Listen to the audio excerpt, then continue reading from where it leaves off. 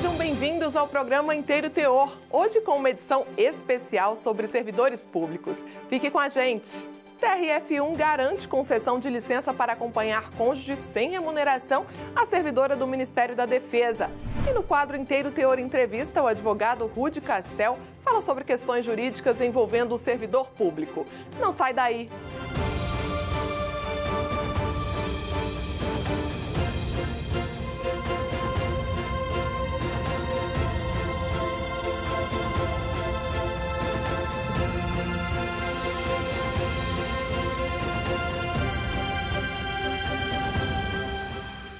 Concessão de licença sem remuneração a um servidor para acompanhar o cônjuge independe do companheiro ser também servidor público ou de ter sido deslocado por imposição do empregador.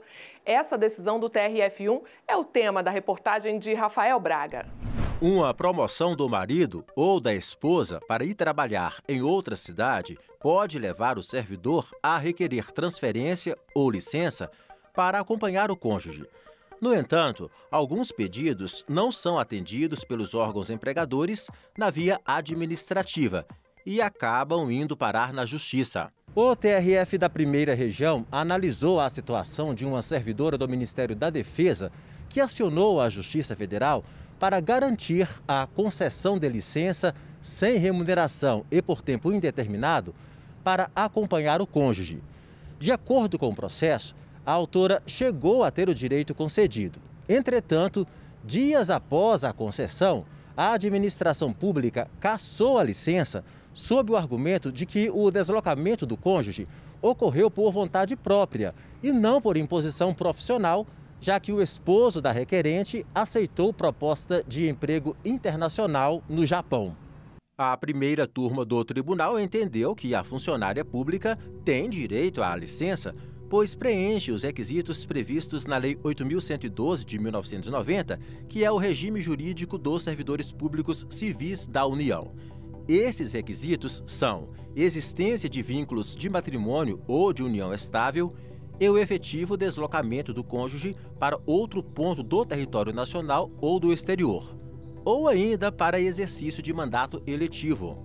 Francisco Neves da Cunha, desembargador federal que relatou o recurso, considerou no voto que não há exigência legal de que o cônjuge ou companheiro do requerente também seja servidor público ou que tenha sido deslocado por imposição do empregador. Segundo o advogado Pedro Rodrigues, do escritório Cassel e Rosarim, o posicionamento do TRF1 encontra respaldo na jurisprudência e reforça que não se pode impor objeções ao afastamento sem remuneração do servidor nesse caso. A decisão é correta, uma vez que a Lei 8.112 de 90, em seu artigo 84, parágrafo 1º, prevê apenas dois requisitos para licença para acompanhamento de cônjuge sem remuneração: a existência do vínculo conjugal e o deslocamento do cônjuge ou companheiro para outro ponto do território nacional ou do exterior. Preenchidos esses dois requisitos, é direito subjetivo do servidor a licença para acompanhamento de cônjuge, não cabendo juízo de discricionariedade por parte da administração. Com essa negativa, o servidor pode buscar o judiciário, porque a administração não pode criar requisitos que não estão presentes na lei, como exigir que o cônjuge ou companheiro seja também servidor público ou exigir que o seu deslocamento tenha sido imposto por seu empregador.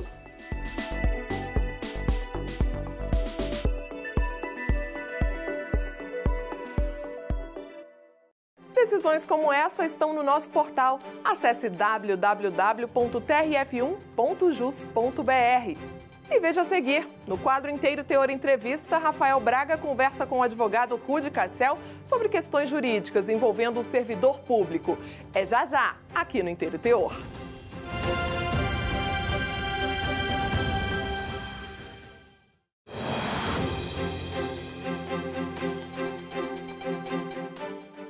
nome já diz, servidor público é aquele que serve ao público, ao cidadão. É quem mantém vínculo de trabalho profissional com os órgãos e entidades governamentais. E isso inclui os cargos e empregos integrados à União, estados, Distrito Federal, municípios e suas respectivas autarquias, fundações, empresas públicas e sociedades de economia mista. O servidor público se diferencia do trabalhador das empresas privadas pelo compromisso que tem com a sociedade como um todo. Há diferenças também quanto ao regime jurídico que rege sua atuação. Aspectos jurídicos envolvendo os servidores públicos que chegam com mais frequência à Justiça Federal são tema do Inteiro Teor Entrevista. Acompanhe.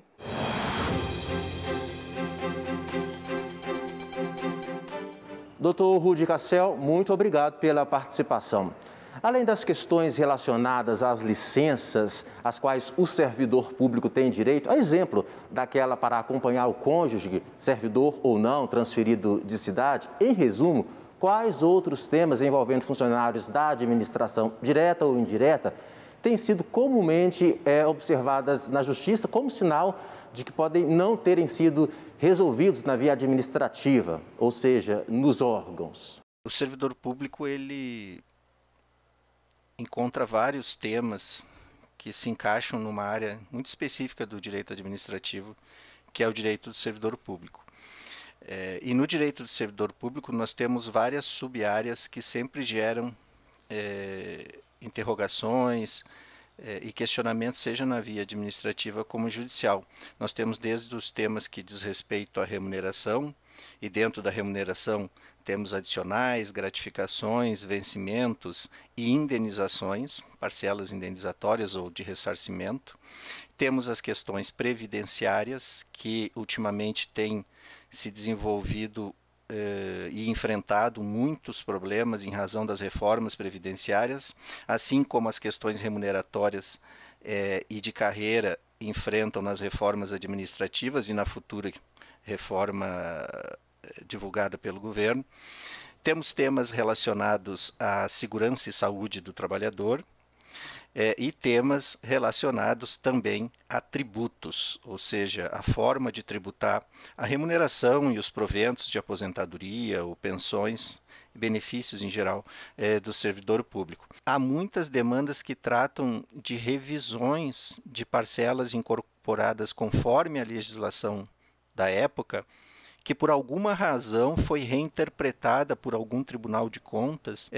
Houve uma época em que algumas revisões gerais anuais de remuneração tinham que ser aplicadas de maneira a se adequarem à Constituição. Então você tinha uma lei que previa uma revisão de forma inadequada e ela era corrigida judicialmente para que a lei fosse aplicada conforme a sua extensão constitucional. Esses temas, como o direito à revisão geral anual de remuneração, que era um tema muito caro aos servidores, foi objeto recentemente de repercussão geral no Supremo, e a tese firmada afastou o direito à revisão geral anual com base na variação inflacionária, desde que os órgãos públicos justifiquem o porquê não encaminham os chefes de executivo, em especial, os projetos de lei necessários para essa revisão, porque a Constituição garante a cada servidor público, anualmente, isso está no artigo 3710, uma revisão geral. Então, houve, por um lado, o reconhecimento de que o Judiciário não pode aplicar isso, ainda que na forma de indenização por responsabilidade civil, na omissão do chefe do executivo, não pode fazer isso judicialmente, porque não pode substituir esse poder legislativo, essa iniciativa legislativa, mas também o chefe do executivo não pode simplesmente congelar remunerações sem justificar, do ponto de vista orçamentário, o porquê não a concede ou não concede essas revisões a cada ano.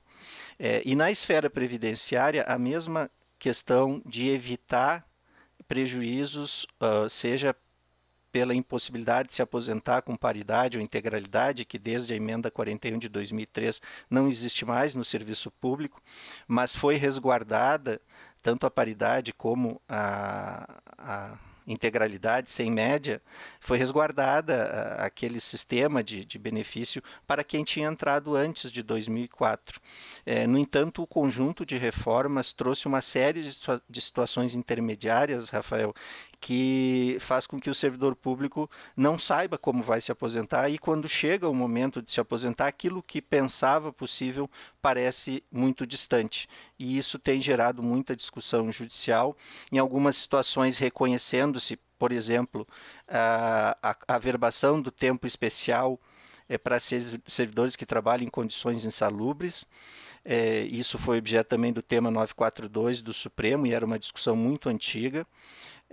Para que esse tempo especial vire um tempo considerado de forma qualificada na aposentadoria do servidor, mas também como se dará o valor desses proventos em geral, daí não só na aposentadoria especial, mas na aposentadoria em geral, porque muitos servidores no momento de se aposentar descobrem que tem muito menos do que se esperava como proventos de aposentadoria no futuro. Os direitos dos servidores encontram base não só na Lei 8.112, mas também em legislações e normas regulamentadoras. E, é claro, na própria Constituição Federal.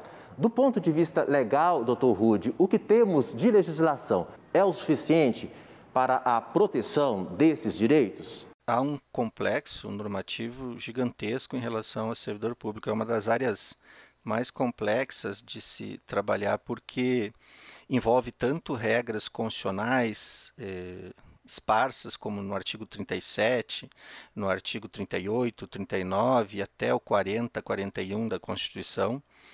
E temos, além dessas regras constitucionais, os estatutos ou os regimes jurídicos únicos, como no caso a Lei 8.112 para os servidores da União e suas irmãs gêmeas em relação a estados e municípios que adotam o regime estatutário. Os estados todos adotam também o regime estatutário, mas nos municípios ainda há regimes seletistas para alguns municípios e estatutários para outros. Então, há todo um arcabouço legislativo que prevê uma série de direitos e deveres ao servidor público.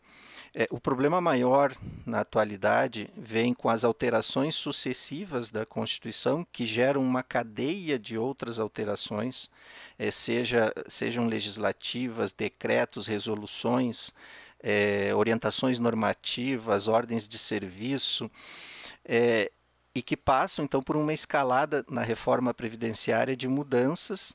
E agora, com a discutida PEC emergencial ou a PEC 32, que é a da reforma administrativa, podem sofrer profundas alterações, desde a forma de provimento dos cargos no futuro, como a interpretação ou os direitos que ficam resguardados aos servidores que já estão no serviço público, que também são alterados em vários momentos. Então, há todo um conjunto de alterações que deve demandar daqueles que se debruçam sobre esse tema um estudo aprofundado e constante sobre as consequências que a reforma administrativa trará para os atuais servidores e para os futuros, e ainda os desdobramentos das reformas previdenciárias, a última em 2019, sobre como deve se comportar esses direitos e deveres e essas previsões daqui para diante. Nossos agradecimentos pela gentileza de atender ao nosso convite e deixamos espaço para suas considerações finais. O direito do servidor público exige um esclarecimento constante, e a TV Justiça está de parabéns por abrir esse espaço. Portanto, eu agradeço a você, Rafael, agradeço a TV Justiça e aqueles que nos assistiram. Até a próxima.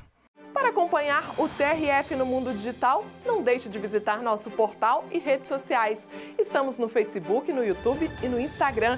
Até o próximo programa. Tchau!